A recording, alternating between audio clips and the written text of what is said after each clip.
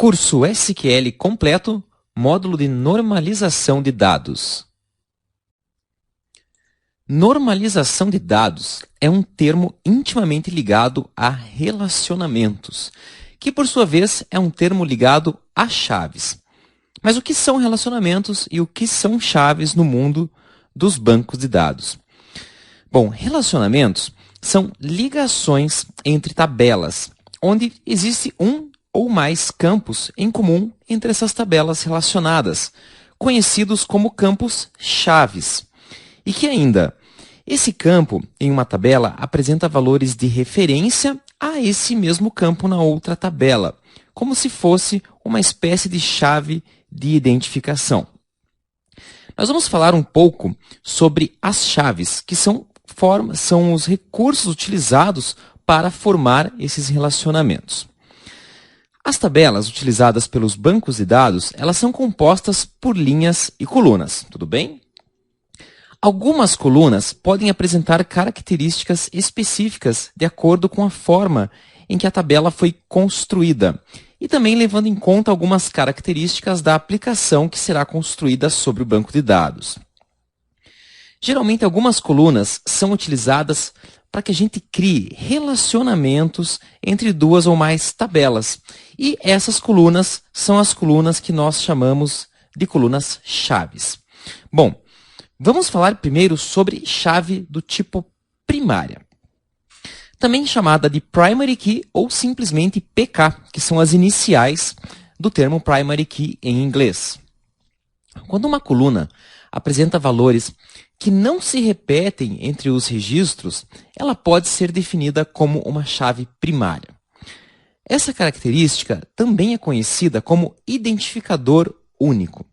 Em uma tabela de clientes, por exemplo, o campo CPF ou RG pode ser considerado uma chave primária, uma vez que duas pessoas nunca irão ter o mesmo valor para esses documentos, né? Não existe dois números de CPF igual para duas pessoas diferentes, nem mesmo para o RG.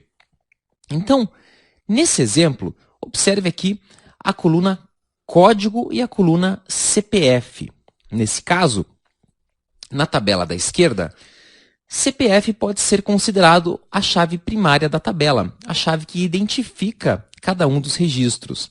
Já na tabela do lado direito, o campo código pode ser utilizado para representar cada um dos registros. Temos também as chaves compostas. Uma chave composta ela é caracterizada quando é necessário duas ou mais colunas, dois ou mais campos, para caracterizar aí o identificador único da tabela. Isso pode significar que a tabela em questão não possui nenhum campo que isoladamente possa se tornar a chave primária, sendo necessário, nesse caso, considerar dois ou mais campos para criar uma identificação única de cada registro. Então, por exemplo, vamos supor que o número de CPF ele seja por estado. Então, o estado do Paraná tem o CPF que é composto por 11111, né? Para uma pessoa, mas vamos supor que São Paulo também tem a sua numeração que comece do 0.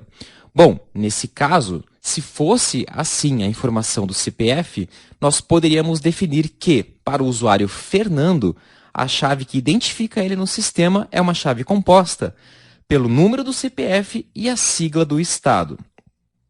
Nesse caso, como o CPF é único no Brasil inteiro, não é necessário usarmos chave composta, mas, para exemplificarmos o processo, se você assumir que CPF é por estado, e cada estado pode começar do número 0 e seguir sucessivamente, né?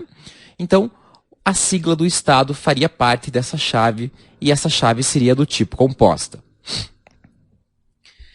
Temos também a chave do tipo estrangeira, também chamada de Foreign Key ou FK, que é a sigla da palavra chave estrangeira em inglês. Quando uma coluna é utilizada em uma tabela apenas para fazer referência em outra, ela é considerada uma chave estrangeira. Isso quer dizer que a tabela em questão faz relacionamento de alguma forma com outra tabela e que necessariamente o valor da chave estrangeira deve sim existir na tabela de origem do registro. Por exemplo, em uma tabela de vendas, um dos campos da venda pode ser o código do vendedor, que está cadastrado em uma tabela própria de vendedores, onde lá, com esse código, é possível consultar o nome do vendedor, o setor dele, o ramal, entre outras informações, né? Dessa forma, não é necessário informar na tabela de vendas todas as informações do vendedor, mas assim apenas o seu código, sendo possível capturar as demais informações do vendedor por meio da tabela vendedores, buscando pelo código dele. Então, ao utilizarmos o código do vendedor na tabela vendas, ela é uma chave estrangeira, porque ela faz referência a um código que está em outra tabela e que nessa outra tabela, sim, esse código é uma chave primária. Fique tranquilo, esses termos vão começar a ficar cada vez mais claros no andamento aqui da aula, principalmente na aula prática. Por enquanto, tente pegar um pouquinho dos conceitos, combinado? Nesse exemplo, vamos simplificar aqui um pouquinho. Eu peguei a tabela clientes e vamos adicionar nessa tabela a coluna comprou, onde nessa coluna será informado um código que faz referência à tabela produtos, para saber qual foi o produto que o cliente comprou. Então, no caso apresentado aqui na tela, o primeiro cliente, o Fernando, ele comprou um item cujo código é 1.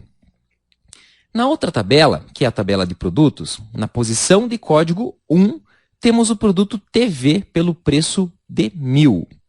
Bom, o que isso significa? Significa que na tabela de clientes, que é da esquerda, a coluna comprou, ela é uma chave estrangeira, porque é uma coluna cujos valores fazem referência a uma coluna que é chave primária em outra tabela, criando assim um relacionamento. Os relacionamentos entre tabelas podem ser de 3 tipos.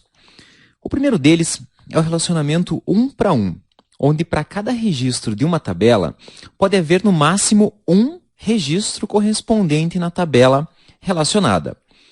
Então, vamos ver um exemplo. Suponha a tabela pessoas e a tabela habilitações motorista. A tabela pessoas é composta pelas colunas nome, CPF e estado, enquanto que a tabela habilitações motorista é formada pelas colunas CPF e habilitação, fazendo uma relação entre o número da carteira de motorista de cada CPF. O relacionamento 1 para 1 quer dizer que cada pessoa na tabela pessoas terá no máximo um registro relacionado na tabela habilitações motorista. Isso quer dizer que uma pessoa, baseado em seu número de CPF, não poderá ter 2 ou mais carteiras de motorista, caracterizando assim o relacionamento 1 para 1. Observe que é possível ter pessoas que não possuem relacionamento com a tabela habilitações motorista, por não terem tirado sua carteira de habilitação ainda. Mas observe também que não existe nenhuma carteira de habilitação sem estar relacionada necessariamente com um registro da tabela pessoas, pois uma carteira de habilitação precisa necessariamente, obrigatoriamente, estar relacionada com alguma pessoa. O segundo tipo de relacionamento é o 1 para muitos, onde para cada registro da primeira tabela, pode sim haver mais de um registro relacionado na segunda tabela. Mas para cada registro dessa segunda tabela, pode haver somente um registro relacionado na primeira tabela, mesmo que esse registro também faça referência a outros valores da segunda tabela. Bom, para exemplificar, vamos ver então um exemplo, para que essa teoria, possa ficar mais clara. Temos novamente aqui a tabela pessoas, com os campos nome, CPF e estado. E agora temos uma tabela chamada veículos, formada pelos campos CPF, veículo e placa. A ideia desse relacionamento é relacionar cada veículo ao seu proprietário por meio do campo CPF. Observe nesse caso, então, a coluna CPF, que pode ser considerada chave estrangeira na tabela veículos, enquanto pode ser considerada chave primária na tabela pessoas. Esse relacionamento é um relacionamento do tipo um para muitos, porque uma pessoa ela pode ter um ou mais veículos cadastrados em seu nome. Assim como é possível que uma pessoa não tenha nenhum veículo cadastrado em seu nome. Observe ainda que não é possível existir um veículo sem estar cadastrado no nome de alguma pessoa. Bom, como é possível ver na tela, o usuário Fernando possui um carro, enquanto o usuário Guilherme possui 3 carros.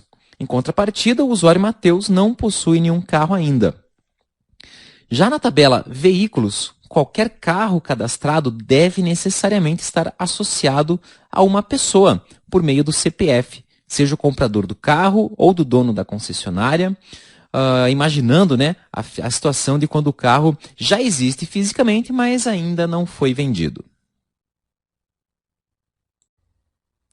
Por último, existe o relacionamento do tipo muitos para muitos, onde para cada registro de uma tabela podem haver vários registros relacionados na outra tabela e vice-versa.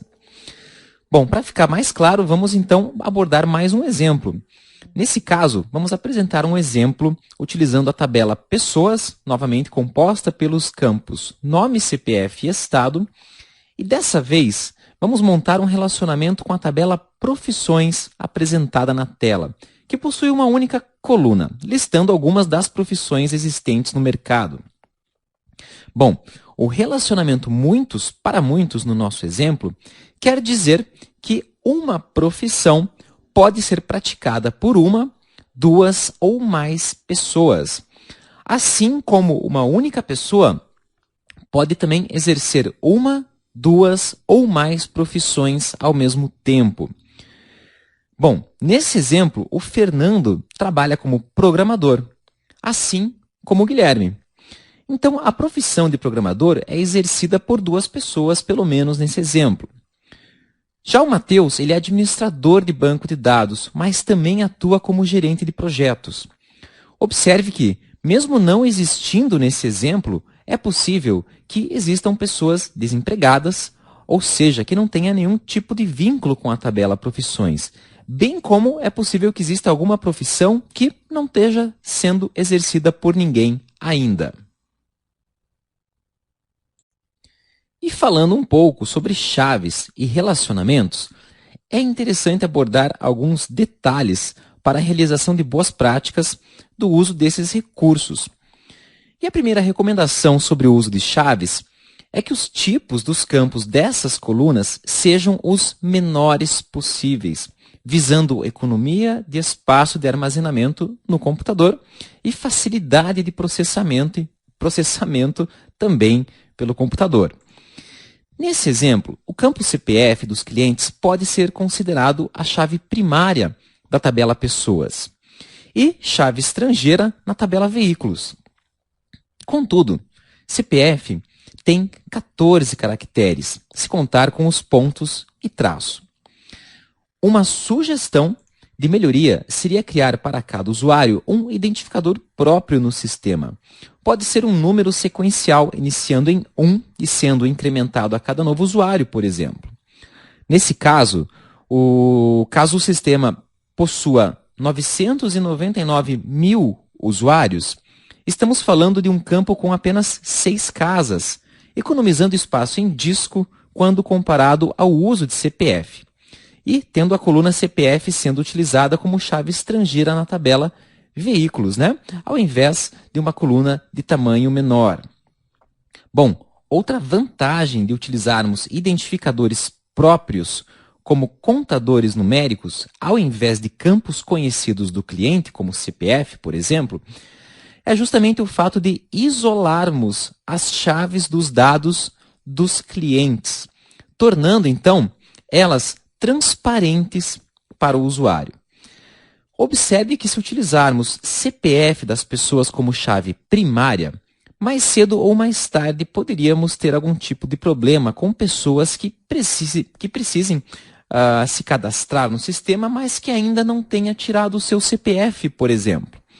Bem como usuários que tentariam se cadastrar como dependentes de adultos, né, de outras pessoas com CPFs já previamente cadastrados, criando assim chaves duplicadas e quebrando a integridade do nosso banco de dados, o que não ocorre quando utilizamos códigos próprios nossos internos do nosso sistema. Para representar o conceito do banco de dados, podemos utilizar um diagrama de modelo de dados, onde desenhamos as tabelas que irão existir no nosso banco, cada uma com os seus respectivos campos, e em seguida utilizamos uma notação específica para representar o relacionamento entre as tabelas do nosso banco. Uma das notações mais conhecidas nas modelagens de relacionamento de bancos de dados é a notação pé de galinha. Para o relacionamento 1 para 1, o símbolo da notação pé de galinha que representa esse tipo de relacionamento é um traço ligando as duas tabelas e em suas extremidades, duas linhas paralelas. Se quiséssemos representar um relacionamento 1 para 1 entre as duas tabelas apresentadas na tela, por exemplo, poderíamos então conectar as tabelas com a notação como é apresentado na tela. Para relacionamentos 1 para muitos, nós temos então uma outra notação parecida com a primeira, com a diferença de que a extremidade do traço de ligação entre as tabelas que estiver do lado da tabela de muitos registros é utilizado um símbolo que lembra o famoso pé de galinha que dá nome a essa notação.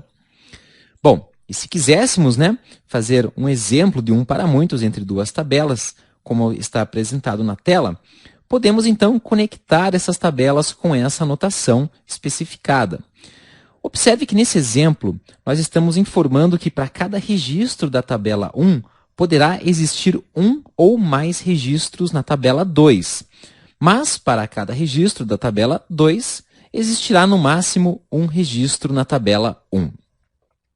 Bom, e para os relacionamentos do tipo muitos para muitos, basta utilizar o símbolo de pé de galinha em ambas as extremidades do traço, né?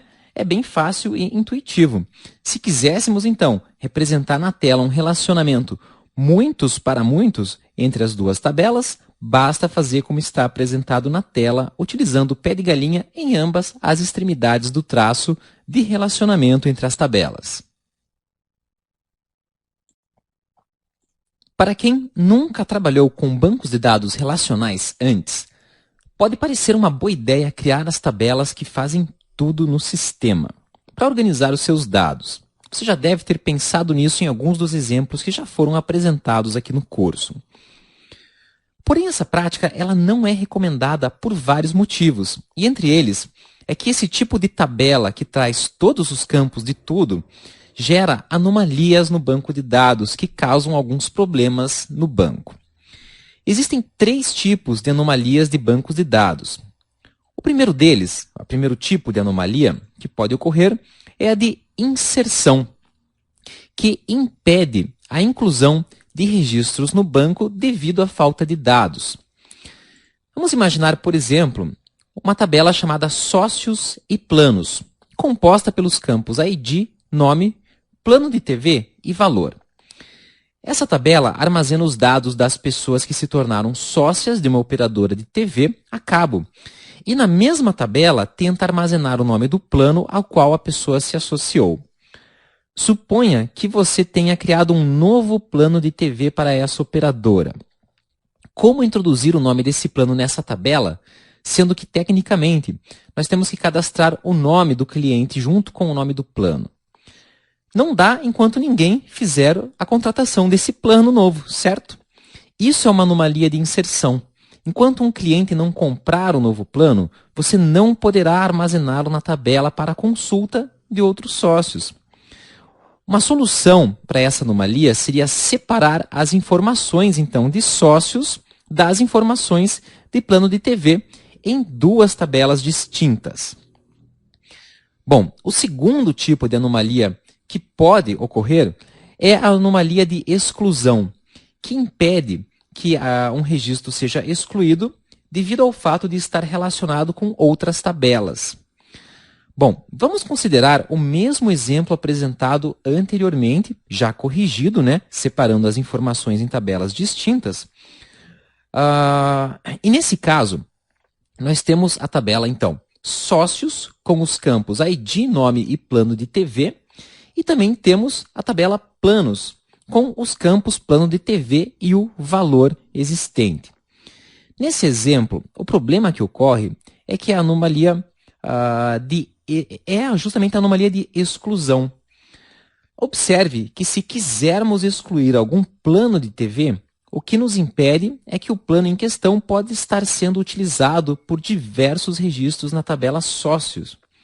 Isso caracteriza, então, a nossa anomalia de exclusão.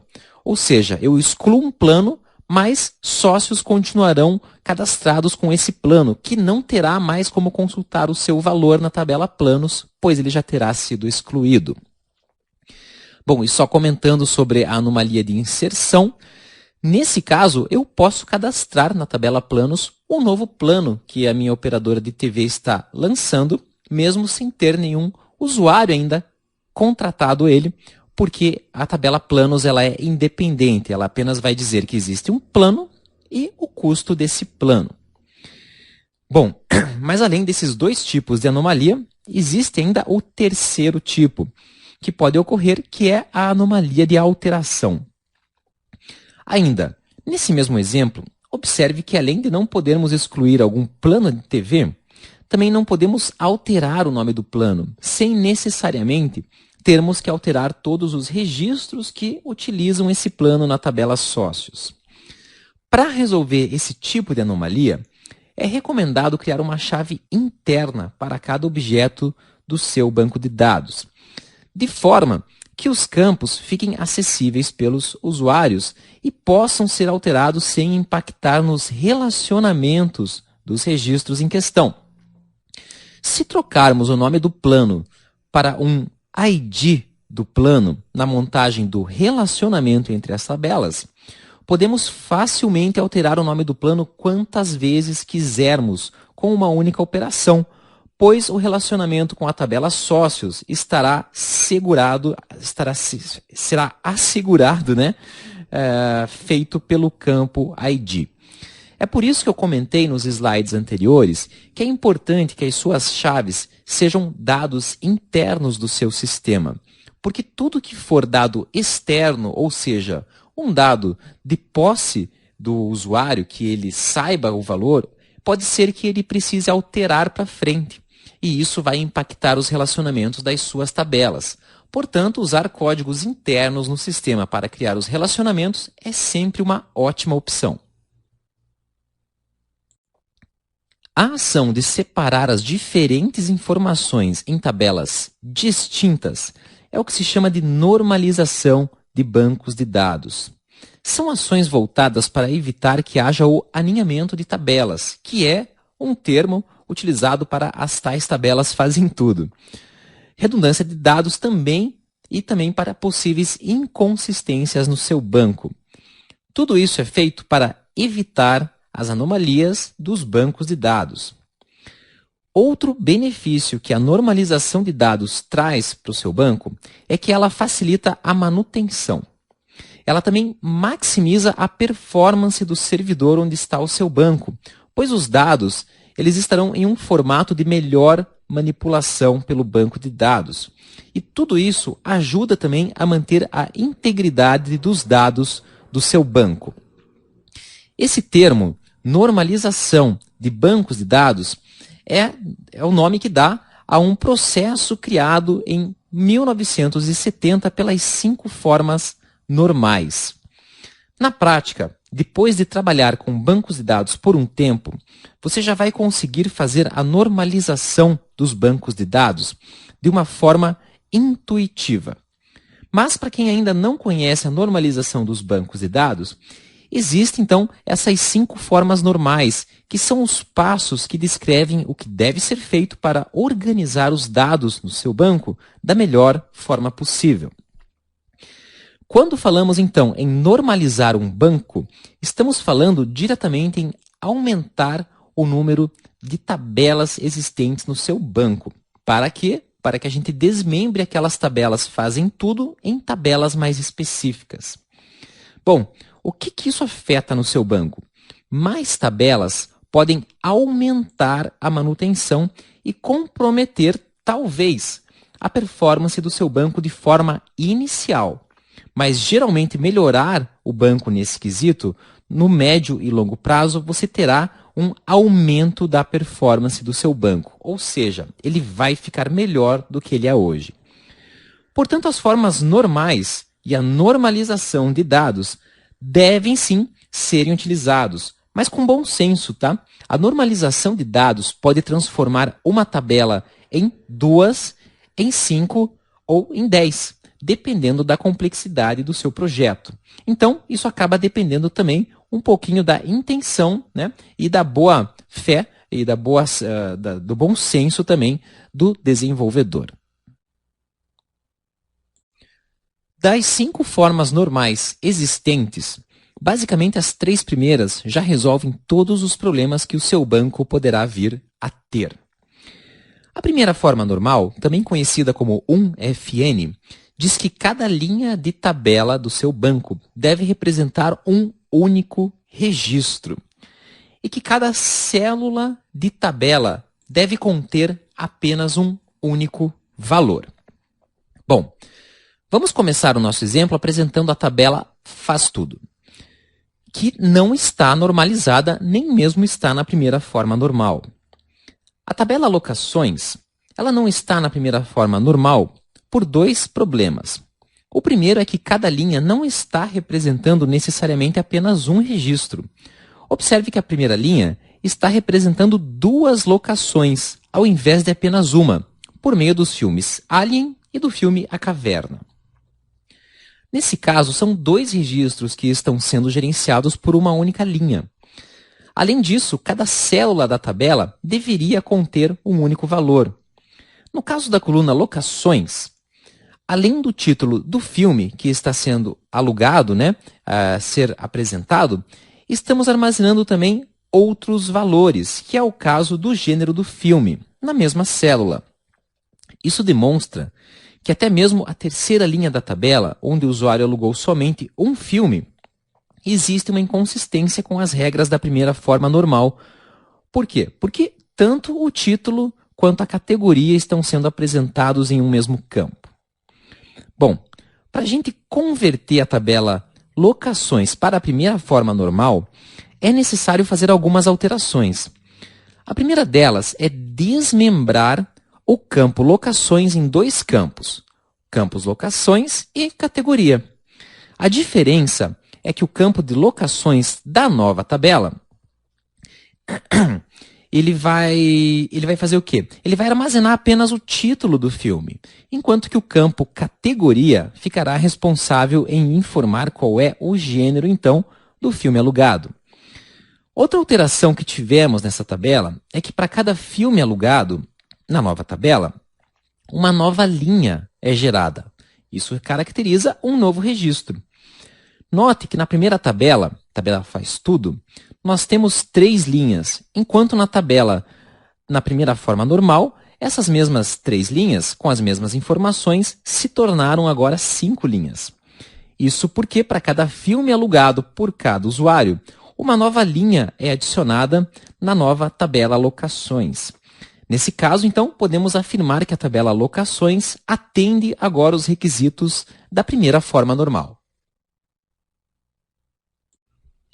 A segunda forma normal, também conhecida como 2FN, ela exige que a tabela esteja obrigatoriamente já na primeira forma normal e, além disso, que os seus atributos não chaves dependam de alguma das chaves da tabela. Bom, para exemplificar o processo, vamos continuar com o nosso exemplo da tabela Locações, que já está na primeira forma normal, e identificar os problemas que ela possui para poder corrigi-los e atualizá-la então para a segunda forma normal. Note que a tabela Locações é formada por 2 campos chaves. A primeira é uma chave composta, formada pelo nome do cliente e pelo seu telefone, identificando assim de forma única cada cliente da locadora. Bom, a segunda chave dessa tabela é a coluna Locações, que identifica os filmes da locadora. Bom, note que temos 5 filmes alugados, mas que na verdade foram apenas 3, né? 3 momentos de locações que ocorreram. O primeiro usuário, quando fez uma locação, ele fez a locação de 2 filmes de uma vez só, assim como o usuário Guilherme. Por causa disso, nós temos uma coluna chamada Pagamento em nossa tabela. Note que o usuário Fernando, nos 2 primeiros registros da tabela, ele pagou as suas locações com o cartão de débito, enquanto o usuário Guilherme pagou com o cartão de crédito. Note que em ambos os casos foram alugados 2 filmes por cada um desses usuários. Quando nós vamos na locadora e alugamos 2 filmes ou mais, nós pagamos uma única vez. Isso quer dizer que a informação do cartão de débito poderia ter sido apresentada na tabela apenas uma vez, e não 2, como ocorre nessa tabela. Isso quer dizer que o atributo pagamento, que é um campo não chave da tabela, ele não está dependendo de alguma das chaves da tabela, mas sim está dependendo da coluna código, que representa a locação em si. Observe que a coluna código representa a situação do cliente chegar no caixa da locadora para fechar a sua locação. Para cada registro de locação de cliente, seja um ou mais filmes, um novo código é gerado. E para corrigir isso, da coluna pagamento não estar dependendo de uma coluna-chave, nós vamos separar, então, isso de alguma forma dessa tabela.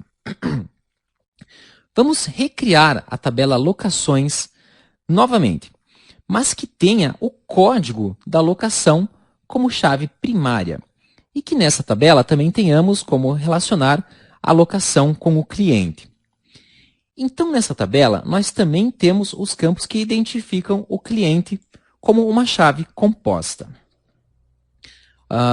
Note que houveram 3 momentos de locações na locadora, né? Nós já falamos sobre isso.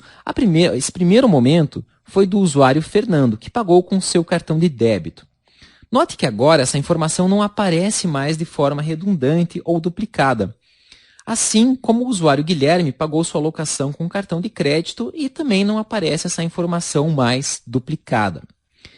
Em um outro dia, um outro usuário também, o usuário Fernando, fez outra locação pagando em dinheiro, como representa a terceira linha da nova tabela.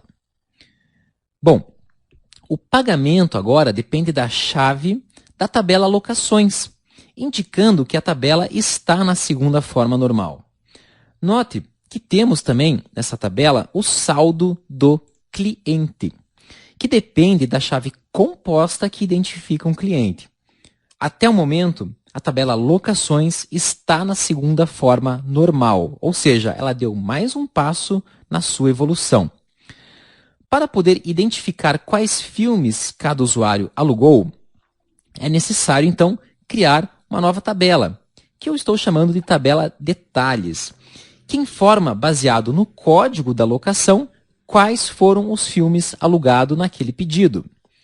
Observe que a chave dessa tabela é uma chave composta, pois é a união do código da locação com o título do filme, que formam uma combinação que jamais será repetida na tabela.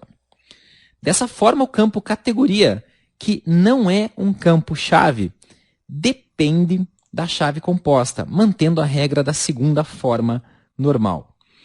Podemos afirmar, então, que, com essas alterações, nós temos essas tabelas normalizadas até a segunda forma normal, diminuindo um pouco já a redundância de dados que havia anteriormente. Ah, mas André, essa tabela já está na melhor forma que eu posso utilizar no meu banco de dados? Será que não vai repetir muito a questão da categoria de um filme sempre que esse filme for alugado por algum usuário da locadora? Bom, calma lá, nós temos ainda mais algumas formas normais pela frente, ok? A terceira forma normal, também conhecida como 3FN, ela parte do princípio que as tabelas já estejam obrigatoriamente na 2FN e que agora atributos não-chave dependam exclusivamente de uma chave primária da tabela. Bom, a diferença da terceira forma normal para a segunda é que a segunda forma pedia que os atributos não-chaves dependessem exclusivamente de alguma chave qualquer da tabela, enquanto que a terceira forma normal pede que esses atributos dependam de uma chave primária da tabela. Vamos pegar as nossas tabelas, então, que estão na segunda forma normal e identificar o que é necessário alterar nelas para que estejam na terceira forma normal. Note que a tabela locações, ela possui a chave primária código, mas também possui uma chave composta dos clientes, que é formada pelas colunas cliente e telefone. A nossa tabela detalhes também possui uma chave primária, que é composta, formada pelas colunas código e locações. Bom, nesse caso, a informação de saldo da tabela locações está dependendo da chave composta do cliente. Porém, a chave primária dessa tabela é a coluna código. Observe que o seu usuário Fernando, cujo telefone é 1111 e um monte de 1, né, fizer outra locação na locadora, os campos de cliente e telefone irão se repetir na tabela, mas o campo código não, pois um novo código será gerado. Por esse motivo, é o campo código que é a chave primária da tabela.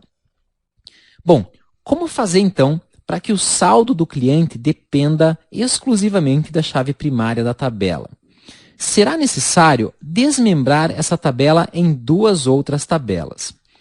Para atingir a terceira forma normal, vamos começar criando uma nova tabela chamada clientes, que será formada pelas colunas cliente, telefone e saldo. Nesse caso, a chave composta cliente e telefone é a chave primária da tabela, pois se um cliente fizer uma nova locação, ele não precisará se cadastrar nessa tabela novamente, pois será outra tabela que irá gerenciar as locações desse usuário. Nesse caso, agora o saldo está dependendo exclusivamente da chave primária. Bom, a chave primária da tabela locações, junto com a chave composta, não faz que sobrem campos não chaves que dependam de alguma coluna não chave dessa tabela, pois o tipo, pagamento depende do código da locação. Por isso, essas duas tabelas já estão também na terceira forma normal. E a tabela detalhes já podia ser considerada na terceira forma normal, pois a sua chave primária, que é, no caso, uma chave composta, já era referência, então, para os campos não chaves dessa tabela. Nesse momento, podemos afirmar que o nosso modelo de banco de dados encontra-se na terceira forma normal. A quarta forma normal e a quinta forma normal servem para separar em novas tabelas valores que ainda estejam redundantes no modelo do seu banco de dados. Vamos então analisar as nossas tabelas que estão no momento na terceira forma normal, que é uma condição obrigatória para podermos avançar para a quarta forma normal. Bom, vamos lá então identificar o que seria necessário alterar para chegarmos na quarta forma normal e depois, posteriormente, na quinta forma normal. Observe que as nossas tabelas possuem algumas informações redundantes, como, por exemplo, o nome do cliente e o telefone, que se repete entre as tabelas de clientes e a tabela de locações. Outra informação redundante ainda é que na tabela detalhes nós temos a repetição do nome do filme e da categoria, para todas as vezes que o filme é alugado. Para solucionar esses problemas, nós devemos desmembrar essas tabelas em mais um passo. O primeiro é recriar a tabela clientes, mas agora com uma nova coluna, que será o código de cada cliente. Bom, essa coluna, ela será então a nova chave primária da tabela, pois agora não será mais necessário fazer o relacionamento do cliente com as suas locações por meio de nome e telefone, mas sim somente com o código do cliente. Isso faz com que a tabela locações, que a gente também não precise mais nela armazenar o nome ou o telefone do cliente, eliminando a redundância que existia antes. Bom, algo parecido será realizado com o cadastro dos filmes da locadora, que vai ser feito agora em uma tabela chamada Filmes, onde cada filme também vai ter a sua própria chave primária. Dessa forma, a gente não repetirá mais o nome do filme, nem a categoria, quando tivermos, na tabela Detalhes, informações do filme que foi alugado. Observe que após realizarmos todos esses passos para normalizar os dados do nosso modelo de banco de dados, a primeira tabela, ela usada inicialmente aqui no nosso exemplo alguns slides atrás, agora ela foi desmembrada em 4 tabelas, E nesse momento, sim, então, podemos dizer que o nosso banco está normalizado, pois não existem informações redundantes ou duplicadas nele.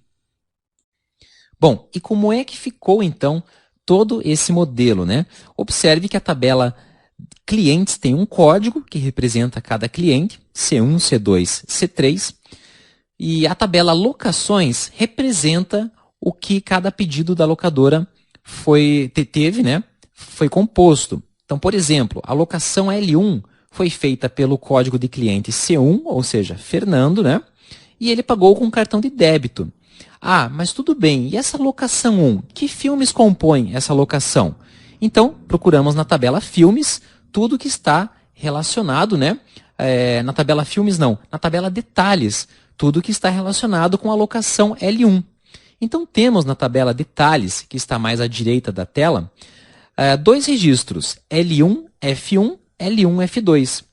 Quer dizer que a locação L1, que foi paga na tabela Locações com cartão de débito e foi feita pelo cliente C1, que é o cliente Fernando, da tabela Clientes, que foi alugado o filme F1 e o filme F2, que é o filme Alien e a Caverna. Se para frente no sistema for necessário alterar o nome desse filme, corrigir algum erro de português, mudar a categoria, vai ser necessário mudar em um único lugar, que é a tabela Filmes, e não em todos os registros que estavam na tabela Detalhes da terceira forma normal. E com isso encerramos mais uma aula teórica. Vejo você então na nossa próxima aula. Um grande abraço e até lá!